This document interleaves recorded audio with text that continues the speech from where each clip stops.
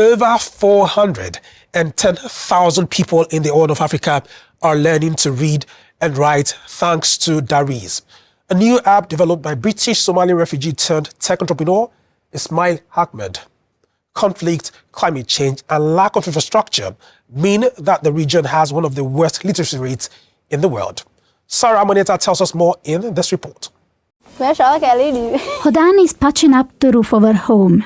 The little money she makes as a domestic worker is not enough to afford a better house for herself and her daughter. But she hopes things are about to change. When I was a child, I couldn't afford to go to school, neither could my parents, and I grew up in the countryside. A couple of months ago, a colleague told her about an app, Daariz, that teaches people to read and write. Now I can read and write.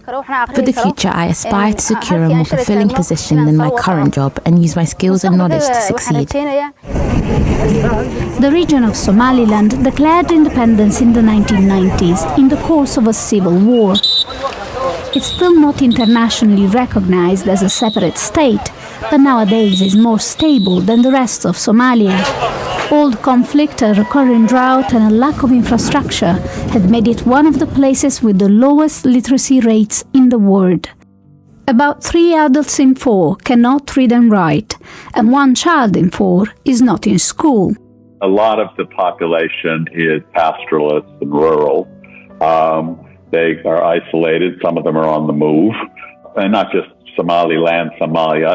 South Sudan has a similar large population like that. It's very difficult sometimes to sustain education with those children and those families. Because of international sanctions, most banks cannot operate here. People use their phones and mobile banking apps to make payments.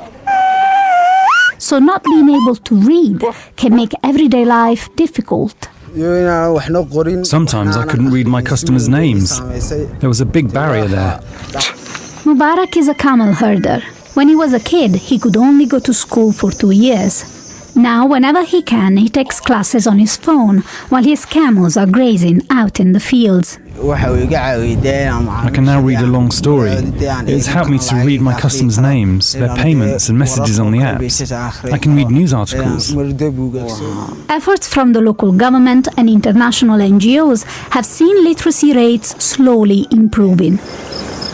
But in a place where a lot of the population is semi-nomadic and rural, reaching people remains a big challenge. Maybe the solution to this problem was in people's pockets all along.